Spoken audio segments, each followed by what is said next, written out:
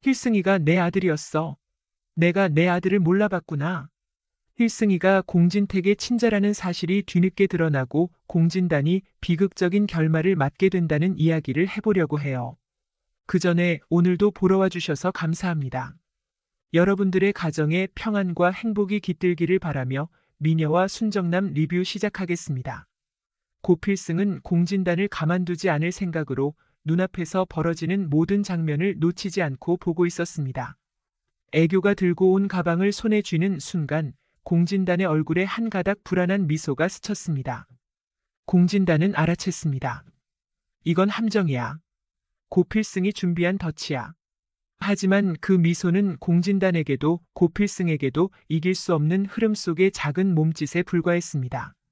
쏜살같이 달리며 고필승은 공진단을 향해 외쳤습니다. 거기서 도망가지 마. 목소리에는 분노가 담겨 있었습니다.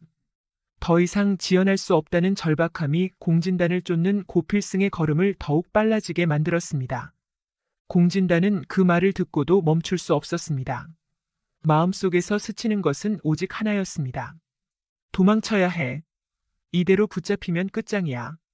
가방을 움켜쥐고 땀이 흐르는 이마를 닦을 겨를도 없이 공진단은 거친 숨을 몰아쉬며 주위를 살피기 시작했습니다. 고필승의 발소리가 점점 가까워지면서 공진단의 심장은 터질 것처럼 뛰었습니다. 고필승이 따라와. 속삭이듯 그러나 절망으로 가득 찬 목소리였습니다. 도로를 건너는 사람들 틈에서 공진단은 필사적으로 몸을 밀어붙였습니다. 가방을 부여잡고 한 걸음 한 걸음 더 빠르게 발을 옮기며 뒤돌아보았습니다. 고필승의 눈빛은 칼날 같았습니다. 공진단의 패가 바람을 막은 풍선처럼 터지기 직전이었습니다. 눈앞에는 이미 빨간불로 바뀐 횡단보도가 보였습니다. 이걸 건너야 해. 무조건 건너야 해. 생각할 틈도 없이 공진단은 무리하게 도로로 뛰어들었습니다. 차들이 빵빵거리고 속도를 줄이지 않았지만 그럼에도 공진단은 자신을 멈추지 않았습니다. 붙잡히면 끝이야. 고필승에게 잡히면 내 인생은 끝이야. 공진단의 손끝이 하얗게 질리며 가방을 쥐었지만 순간 엄청난 속도의 자동차가 달려오는 것을 눈치채지 못했습니다. 사방이 눈부신 빛으로 휩싸인 순간 강렬한 충격이 공진단의 몸을 공중으로 띄웠습니다. 허공에서 날아가던 공진단의 몸은 바닥에 무겁게 떨어졌습니다. 머리가 바닥에 부딪히며 공진단의 시야는 흐려졌습니다. 끝났어. 이제 모든 게 끝났어. 몸은 이미 움직일 수 없었고 의식은 사라져갔습니다. 고필승은 멀리서 그것을 보고 급히 달려왔습니다. 공진단, 공진단. 고필승의 목소리가 도로 위에 메아리 쳤습니다. 공진단의 곁에 다가가 무릎을 꿇고 흔들렸던 마음이 조금씩 가라앉는 듯 했습니다. 공진단은 의식이 없었고 피투성이가 된 얼굴은 이 모든 사건의 마지막을 예고하는 것처럼 차갑게 굳어 있었습니다.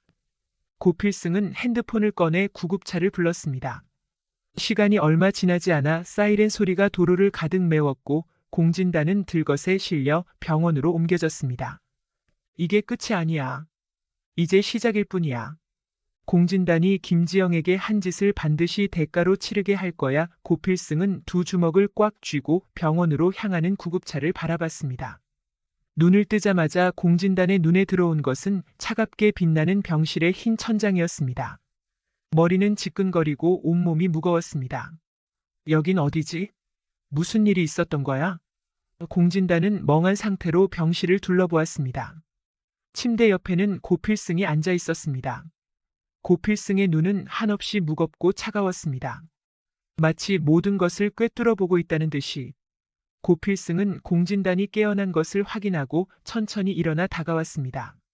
고필승의 입술이 열리며 낮고 굳은 목소리가 병실을 가득 채웠습니다.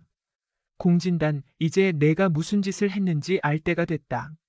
그 목소리에는 차갑고 단호한 기운이 가득했습니다. 공진단은 그 말을 들었을 때 가슴속 깊은 곳에서 불안이 일어났습니다. 뭐지?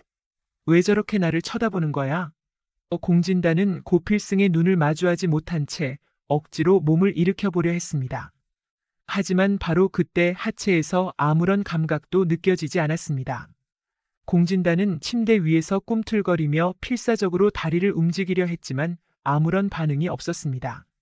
마치 돌덩이처럼 몸에 박혀버린 다리가 전혀 말을 듣지 않았습니다.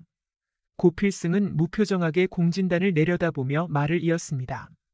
생명에는 지장이 없다고 하더군. 하지만 다리는 앞으로 다시는 걸을 수 없을 거라고 했다. 고필승의 말은 비수처럼 날카롭게 공진단의 가슴에 꽂혔습니다.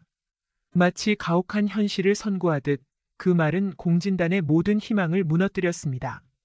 다시 걸을 수 없다고. 공진단의 눈이 크게 열렸습니다. 말도 안 돼.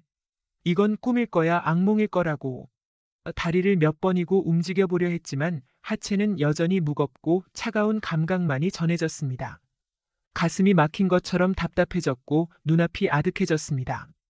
다시 걸을 수 없다니. 공진단은 희미한 목소리로 속삭였지만 그 말 속에는 깊은 좌절과 공포가 담겨 있었습니다. 고필승은 그 모습을 지켜보며 눈을 감고 한숨을 내쉬었습니다. 내가 무슨 벌을 받게 됐든 그보다 더한 죄를 김지영에게 저질렀다는 걸 잊지 마라. 너는 김지영에게 상처를 줬고 모든 사람을 속였지. 고필승의 목소리는 냉정하고 차분했습니다. 하지만 그 안에는 공진단을 향한 깊은 분노와 경멸이 느껴졌습니다. 공진단은 눈을 질끈 감았습니다. 머릿속이 뒤죽박죽이 되어 어떻게 반응해야 할지도 모르는 상태였습니다. 왜 나만 이런 고통을 받아야 하지? 왜 나만? 고필승이 무슨 자격으로 나한테 이러는 거야? 김지영? 박도라? 다들 나만 몰아세워. 공진단의 생각은 혼란스러웠고 점점 더 깊은 어둠 속으로 빠져들었습니다. 공진단은 억눌린 감정을 터뜨릴 듯한 얼굴로 침대 위에서 몸을 꿈틀거렸지만 현실은 잔혹하게도 아무런 변화도 허락하지 않았습니다. 공진단의 가슴 속에서는 억울함과 분노가 뒤엉켰습니다. 왜 나만 벌을 받아야 하는 거지? 왜 나만? 공진단은 속으로 부르짖었지만 그 말은 끝내 입 밖으로 나오지 않았습니다. 마음속에서 솟구치는 감정은 차오르지만 그것을 뱉어낼 힘조차 없었습니다. 고필승은 공진단이 여전히 반성하지 않는다는 것을 단번에 알아챘습니다. 눈을 가늘게 뜨고 공진단을 바라보며 더 차갑게 입을 열었습니다. 공진단, 내가 여기서 벗어날 방법은 하나뿐이야. 김지영에게 진심으로 사과하는 것. 하지만 지금 넌 여전히 내 자신만 생각하고 있어. 고필승의 목소리는 날카롭고 단호했습니다. 더 이상 공진단에게 기회를 줄 생각이 없다는 결단이 담겨 있었습니다. 공진단은 침대 위에서 시선을 돌렸습니다. 고필승, 내가 뭔데 나한테 이런 말을 하는 거지? 내가 나한테 복수하려는 거잖아. 결국 나만 죄인이 되는 거잖아. 공진단의 머릿속은 그런 생각들로 가득 차 있었습니다. 침대 위에서 공진단의 손이 떨리며 주먹을 꽉 쥐었습니다. 더 이상 이 감정의 소용돌이를 견딜 수 없었습니다. 그러나 그럼에도 불구하고 공진단은 어떤 말도 꺼내지 못한 채 고필승을 응시했습니다. 침대 옆에서 고필승은 한숨을 내쉬며 공진단을 내려다보았습니다. 이제 선택은 내 몫이다. 하지만 기억해라. 내가 진심으로 사과하지 않는 한 내 죄는 결코 사라지지 않아. 고필승의 마지막 말은 냉정하면서도 경고처럼 들렸습니다. 그리고 더 이상 할 말이 없다는 듯 고필승은 천천히 방을 나가려 했습니다. 공진단은 침대 위에서 몸을 움직이려 했지만 다시 한번 무거운 절망에 짓눌려 꼼짝할 수 없었습니다. 눈앞에 있는 모든 것이 흘러내리는 듯한 느낌이 들었습니다. 왜 이렇게 된 거야? 나는 잘못한 게 없어. 이건 고필승 때문이야. 김지영 때문이야. 이 모든 게 내 잘못이 아니야. 김지영은 고필승에게서 도망치려고 결심했습니다. 마음은 이미 정리된 듯 했지만 아직도 몸은 제멋대로 움직여주지 않았습니다. 침대에 누워있던 김지영은 한참을 생각했습니다. 오빠에게 나는 짐일 뿐이야. 더는 이대로 있을 수 없어. 떠나야 해. 하지만 그 결심을 실행에 옮기기에는 김지영의 상태가 너무도 절망적이었습니다.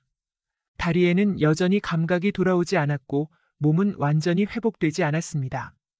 김지영은 천천히 손을 뻗어 휠체어 쪽으로 몸을 밀어냈습니다.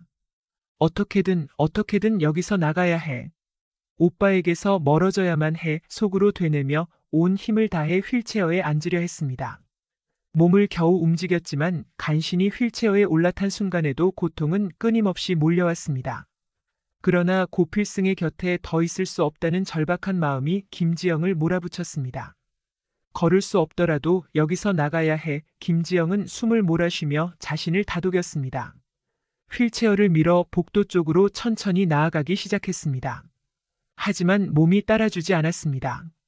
김지영의 손은 땀에 젖고 떨리기 시작했습니다. 휠체어는 뜻대로 움직여주지 않았고 바퀴는 마치 멈추려는 것처럼 자꾸만 제자리에 멈췄습니다.